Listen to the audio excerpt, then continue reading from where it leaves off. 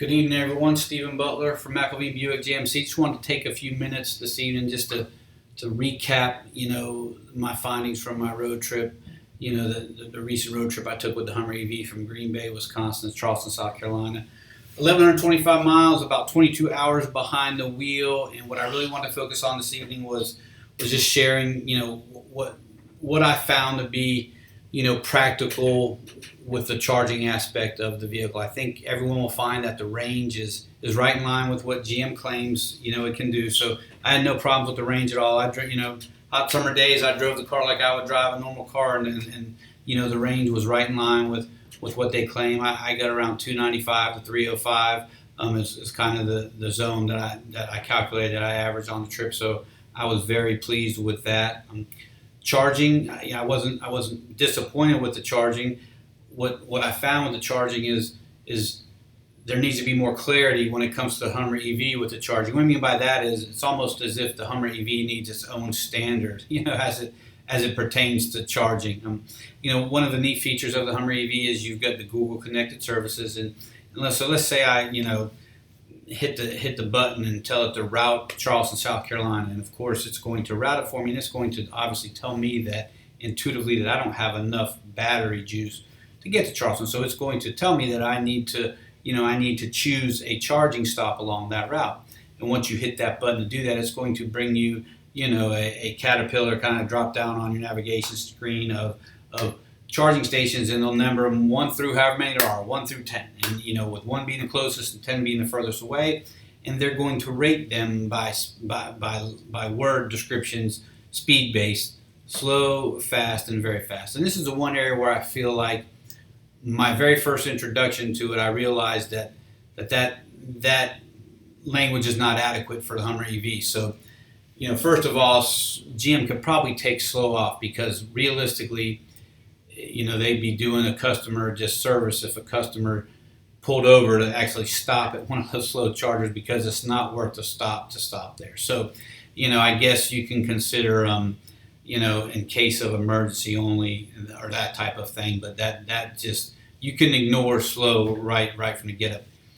What I learned is you really need to ignore fast too. Fast is basically 50 kilowatt DC fast chargers, and for the Hummer EV, in my time with it, and in my experience, 50 kilowatt fast chargers are basically a level 2 charger for the Hummer EV.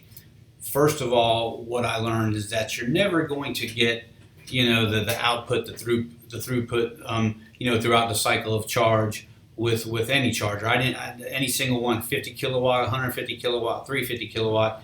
It never, you don't just plug it up and you're blazing at 350, for 30 minutes. So that's the first thing that I learned you have to understand. So on a 50 kilowatt charger, you're probably going to be getting, in the 3 examples that I looked at, you're probably going to be getting about an average of 30 to 33 kilowatts, even in some cases as low as 25 kilowatts, an hour on that. And so kilowatt of power on that, and it's just not sufficient at all, for the Hummer EV. So it's not a fast charger. And if you kind of plan your trip and you say, oh, this tells me I got a fast charger here, we'll be fine. You're not going to be fine with the 50 kilowatt fast charger. So, I think there needs to be some education on that. I know that we are going to educate our customers on that. We're going to help them, identify routes that are going to have the adequate charging that will accomplish what they need.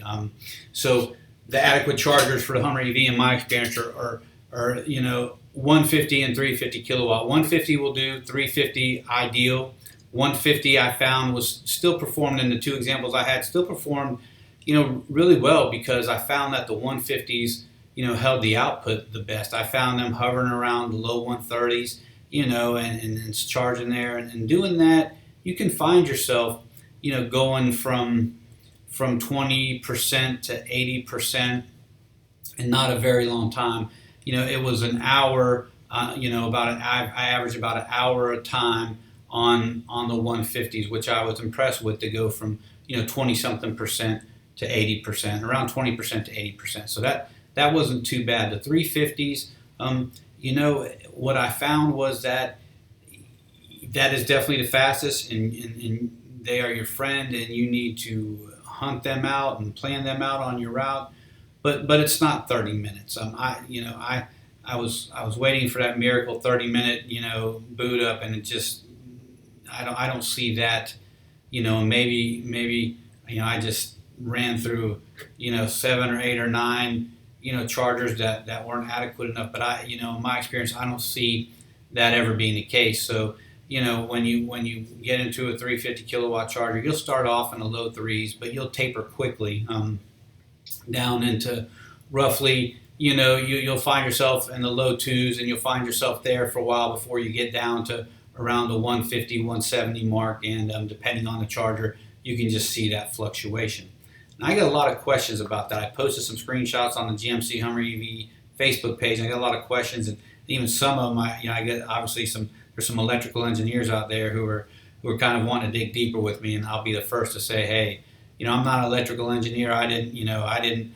My plan was never to map out every minute of a charge and find curves and state of where the state of charge dipped and that kind of thing. My approach was from the common, the everyday guy buying Hummer EV. I want to see, again, the whole purpose of the trip was how practical was it to drive long distance.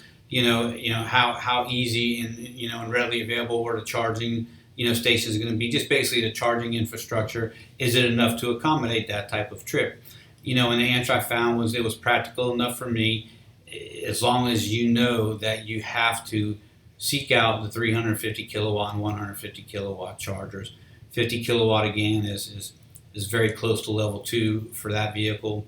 It's not anything you want to stop. It's not worth your time to stop there on a trip unless you're just trying to get what I call some emergency overhead miles. I did that one time on a trip. There was this stretch. The only time I kind of found myself in a stretch of having to really think about making a decision was there's a stretch from Knoxville, Tennessee to Columbia, South Carolina, and that stretch was limited to and what 50 kilowatt chargers, unless I want to venture off my route more than I really wanted to. So I stuck to that, and I made sure I stopped in Asheville to get myself a little bit of painful 50 kilowatt charging time to get myself to a little bit of overhead I felt comfortable that I needed in order to get myself to Columbia, South Carolina, where that beautiful Electrify America 350 kilowatt machine was waiting. So maybe others have other findings, but my findings, yes, it's practical, but I think GM needs to be realistic when they're talking about these charging times to people, as far as I personally wouldn't list a slow on that little drop down.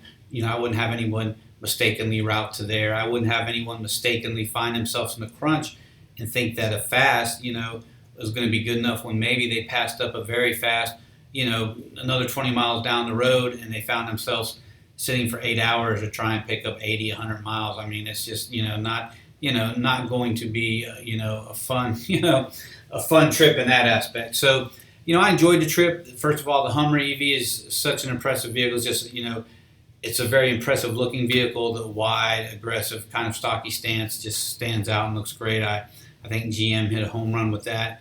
And then it's the vehicle is a impressive performing vehicle. We all know about the watts to freedom, the crab walk, the extract mode, and what I found, it doesn't get talked about enough, is I just found the ride to be just very comfortable for an off-road capable vehicle like that with those mud tires on there, and I found the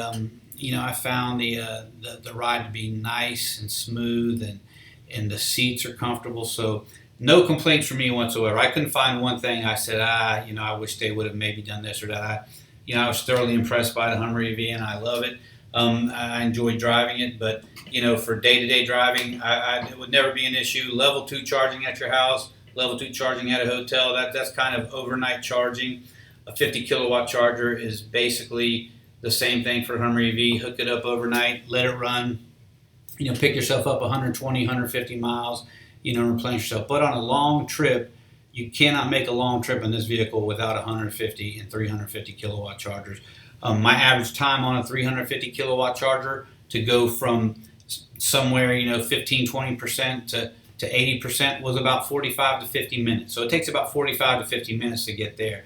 Now, why did I stop at 80 or 85? And the reason for that is the Hummer EV, no matter what charge you seem to be hooked up to, once you hit 80%, even on the 350 kilowatt chargers, the Hummer EV basically hits a charging brick wall where your charge slows down to a trickle. So, and it'll even tell you, it'll be nice enough to tell you that to get to 100%, you're going to be there another 35 minutes. So basically, it might take you 45 minutes to get from 20 to 80, 45 to 50 minutes, and then it's going to take you another 35 to 40 to get from 80 to 100. And at that point, it's just diminishing return. You're far better suited to just, stop at 80, 85, get on the road and stop at the next appropriate, very fast DC charger. So the next 350 or 150 kilowatt charger.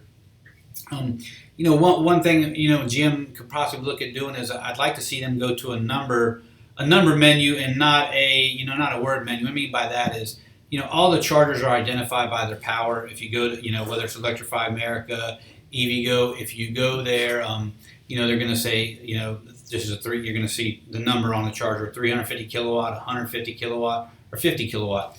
I would like to see General Motors adopt that, on their UI, their user interface on the Google Connected Services. So when you route those stops, instead of slow, fast, very fast, I'd like to see them just list the kilowatts, that those chargers have, and that would make it a lot easier to select a charger that's going to be adequate for your trip. So maybe that's something they can look at in the future. It just seems to me like it would fit in more with tie in more with how the chargers themselves identify themselves. So all in all, very practical, very positive. I didn't, there was no complaining here. I had one issue with the charger. There's toll-free numbers on those chargers, and I was impressed by the support. I had a hard time getting the charger to recognize the Hummer. I made one, I called the number within 2 minutes. The support had everything connected up and running. So that was definitely, gave me a good feeling knowing that there's that type of support out there. And as far as cost of that goes, Electrify America is the most expensive. Obviously, you can save some money there if you register for like a monthly plan. I registered for the app, but I just did the pay-as-you-go, which you don't experience that 25 to 30% savings that you could experience.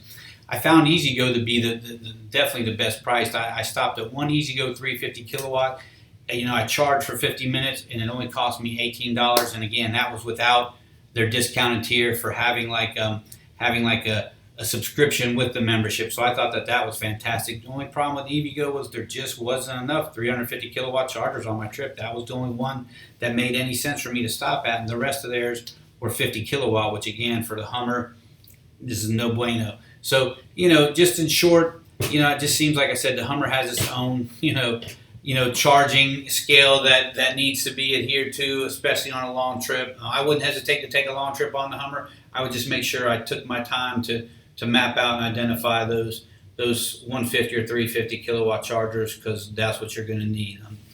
Hope I answered everyone's questions. By all means, just shoot me a message or anything if you have any additional questions. Thanks for y'all's time, and I look forward to catching up with you guys again soon.